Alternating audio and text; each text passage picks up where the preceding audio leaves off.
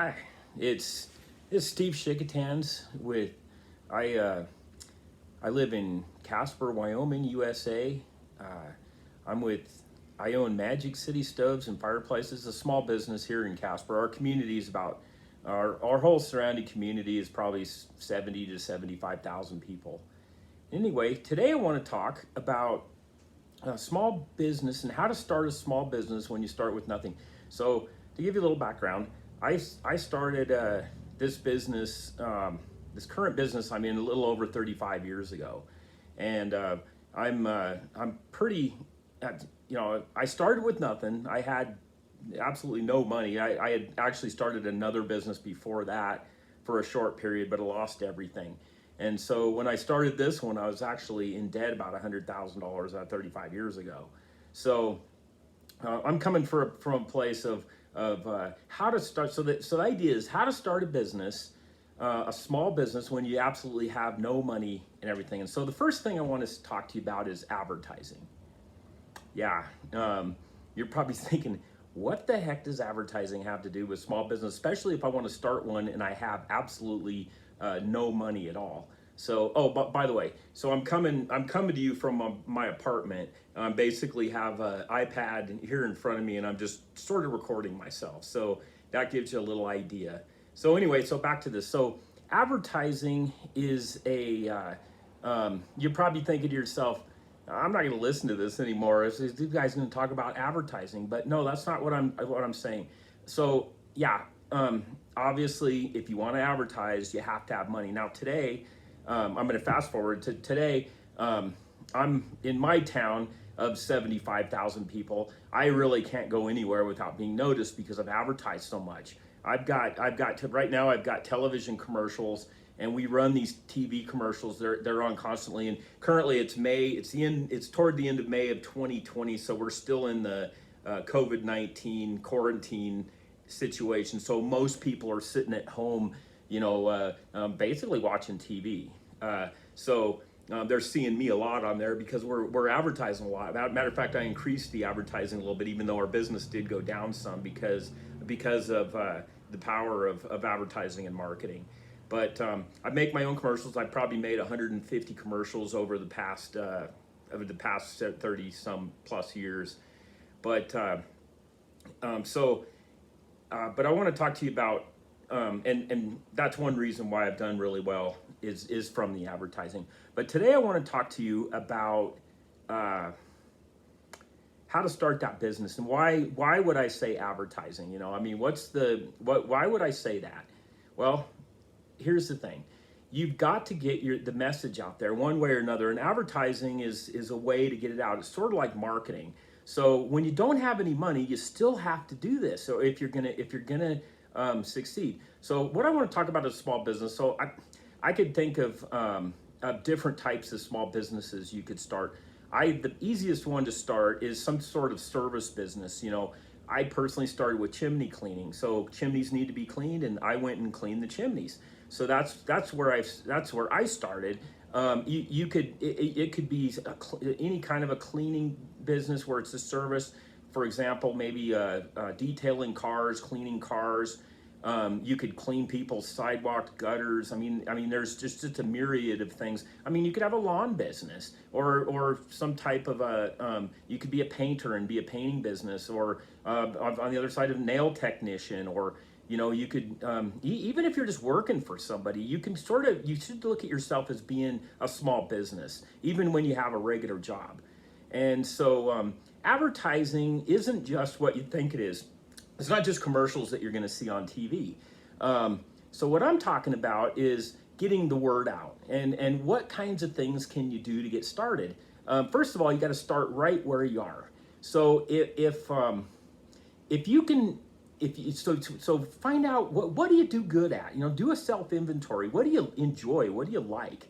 For me, the reason I got into chimney cleaning, some of it was because when I was a kid, man, I was always the one in the mud puddle. I was always the one that just got down, and I was outside all the time. I loved being outside. I was real adventurous. I didn't like being held down. I was out doing stuff all the time. And if there was a mud puddle, I was in it.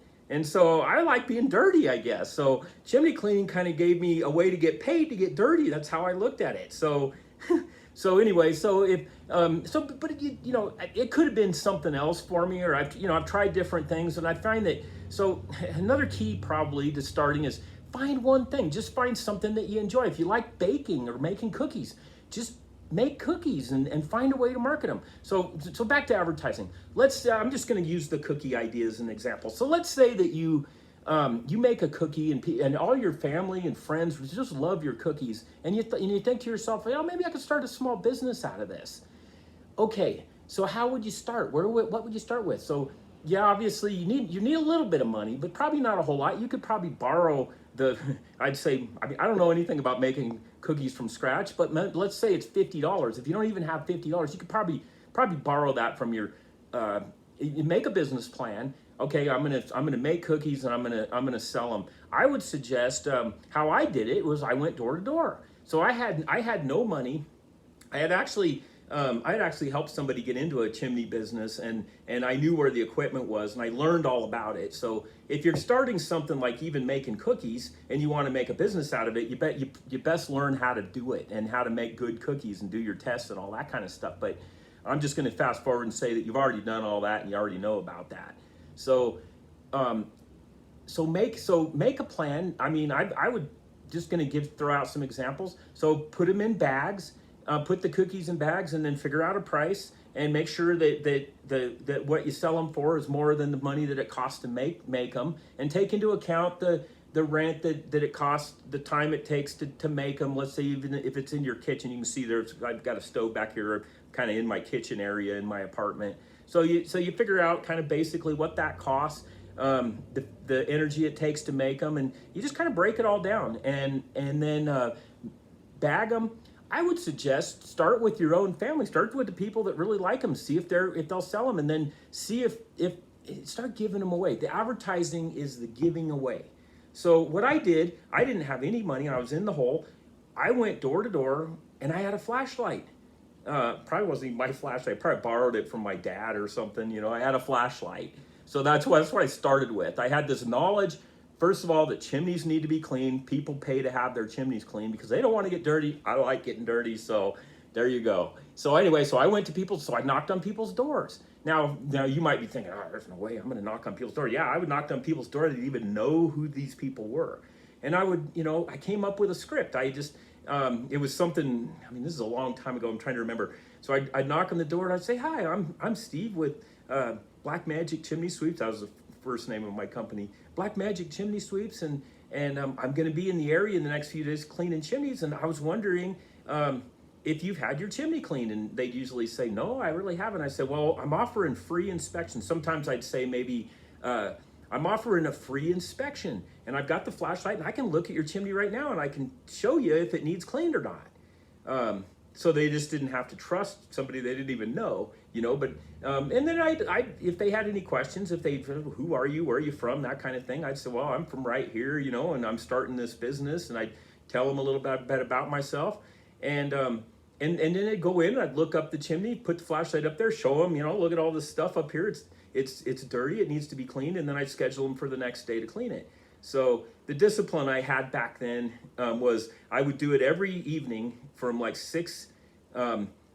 I used to go from 6 in the evening to 9 at night. I figured people were home from work by then, and then by 9 at night, some people go to bed that late, and so I didn't want to bother them that late. So anyway, the great thing is that it was, sometimes I go out and I always seemed to get something, and if they were unsure, I always had something to give them, a piece of paper that said I'd give them the free inspection. They could call me later or something like that. So anyway, sometimes I wouldn't get anything, but it always seemed like I'd get some calls, and it really seemed to work. And it was so that's the advertising part of doing this. So I know I've been jumping around just a little bit, but I guess what I'm saying is that whatever your dream is, if you want to start a small business and you don't have anything, I can tell you it's possible. I've done it, and it works. It's fun. I had fun with it, and if I didn't get anything, man, I always got that exercise of walking around. So you get, so there's always something that you can get out of it. So anyway, back to starting. You know, it's always a good idea to you got to figure out what you want to do. So you got to sit down and really you got to do some work, and sit down and say, what do I want to do? You know, I guess that's what I sat down and I thought to myself, I really want to be in business and I really want to do this. And so I wrote it down. I wrote down what I wanted to do. Now, were the plans perfect? No. Did I do exactly what I thought? I didn't know exactly what I wanted. I knew I wanted to be in business. And then I've learned along the way. And then, you know, find things, find books, find people that'll help you. You know, there's, you know, personal development. Look for that. But, you know, whatever it is, figure out what you want to do and go for it, and be excited about it. You know, try to look at the bright side of everything that you're doing. So anyway, I guess the next thing is that back when I was doing this going knocking on doors and offering to inspect people's chimneys for no charge, I would always when I was done, let's say they just said, nope, I don't need my chimney cleaned, I clean it myself, or whatever they said, I would always smile and say, thank you so much, you know, thank you for taking the time to talk to me, and have a really good day, you know. And I was sincere about it. And if they scheduled with me, so I want to talk about gratitude a little bit. You know, a lot of times, I mean, if you go out there, I mean, how often have you ever gone to the grocery store and you go through and everybody's like, okay, have a nice day and stuff, but do you ever have somebody say, you know, I really appreciate that you're shopping here? You know, if I had a checkout person when I'm in the grocery store say that, I wouldn't ever go to any other grocery stores. And I can't even remember, I don't know that that's ever happened to me. So if you work in a grocery store and you check people out, try it. You know, giving stuff, you know, that's your business. Give stuff, tell people, say, you know, if it wasn't for that person coming through your checkout line, you don't have a job. You're not in business. You're in business in a sense. So tell them, say, you know, man, I appreciate that you came in the store today and bought something from us. I really appreciate that. Thank you so much. You know, today's, you know, we also sell wood stoves and fireplaces, and you know, sometimes people will write a check for $8,000 or $10,000 for one of our fireplaces, and I never want to forget to tell them how much I appreciate. Thank you so much, and I very much appreciate your business, you know, and I tell them that sincerely, you know, because I know if you think about it, if someone doesn't buy something from you, then they're, you know, don't just expect it or think that, oh, I'm doing some, you know, most of the time when you go into a convenience store or like a gas station, most of the time they act like they're doing you a favor to take your money. You know, it's like there's no, like, here's the money, just go on, it's, you know, there's a line, get the next person, you know. And, you know, don't live your life that way. You know, you can be a blessing to people. Give something away. Give away your kindness. Give away your gratitude. Man, it'll come back to you. You know, I guess if there's anything I did back then, and maybe there's some keys and reasons I succeeded. One of them was not giving up, but another one was being thankful and grateful. And even at the end of the day, I mean, I remember walking 3 hours, you know, 6 o'clock to 9 a.m., never stopping, and knocking on doors and asking for people to do their chimneys and not get one. And still walk out of there and be grateful, and not have oh, I can't believe these people that they aren't buying anything, you know. Now there was times when, you know, I mean, I had a small child, I had to make money, so there is times when you have to. There was times when I would switch areas, you know. Sometimes I'd be on same street and it's like, man, I'm not getting anywhere in this neighborhood, so I'd go to another neighborhood. Usually, usually I'd get at least one an hour, and if it had been an hour and a half and I hadn't got one, sometimes I'd move to another area. But at the same time, I never gave up. I mean, I never, you know, always be grateful. You know, be grateful. You know, it took a while for this, though. When you go door to door selling, sometimes people slam the door in your face, and it's hard not to take that personally, especially if you're standing. I mean, I always thought there was a few times where I was standing right at the door, and they slammed it so hard that the air came, and, you know, my hair went up and I could feel the air burst in my face. And I thought, wow, they slammed that hard. I mean, if I'd have had my nose up there, I would have broke my nose. The door would have broke my nose, you know, and I might have hurt my noggin. So anyway, not taking that personally, and just, I'd always say a short prayer for those people. God help them. That they something's going on in their life. I would always say a prayer for those people. Or if somebody came and they were obviously very sad, I would try to cheer them up. And sometimes it had nothing to do with it. Was all an opportunity. Maybe they didn't do the fireplace, but maybe I got to be a bright spot in their day that day. So that's what I'm talking about. So start with where you're at. Take an inventory. You can make a business out of almost anything. But you've got to dream. Don't let your dreams die. And if you have a job, I want to encourage you today. I heard that it's an incredible number. It's like 90% of people don't like their jobs. They don't want to go to work. And so I imagine there's a lot of people that are laid off that are getting money for being laid off, that are very happy right now. But don't wait to be happy. Find stuff that you like about your job, and then find opportunities to act like it's your own little business. If you're just a checkout person at Walmart, be the nicest person that people's going to see today. Give something back, and man, it'll come back to you. I just most of the time, if you find somebody that's extraordinarily successful, you're going to find that they give away more than other people do. People that aren't happy are what's the difference between the Red Sea and the Dead Sea? The Red Sea has something going in and something going out, where the Dead Sea is just stagnant. There's nothing can live in there because nothing's coming in, nothing's going out. So don't be the Dead Sea, be the Red Sea. Give. And when you give, it'll come back. And so if it's just a smile, if it's just a sense of gratitude, thank you, And again, I want to say thank you for watching me today. I'm just starting doing this. I've been making these videos only for about a week. And so I don't know if this will go out to anybody, or if anyone will see this and can benefit from it. I sure hope so. But if you do, man, I appreciate you. Thank you so much for watching this. My heart's goal and my intention is to help you. I just want to help. I feel like I know some things because I've been there. I've done some things. I've been through all the ups and downs, and I want to be a beacon of hope. I want to be a light in the darkness. That you can do this. You can. I mean, if you have a dream, and don't let it die. Don't let your potential die inside of you. Go for it. Do it. Just sit down. Keep it simple. Smile. Be grateful. Start right where you are. Help somebody else. I can't emphasize that enough.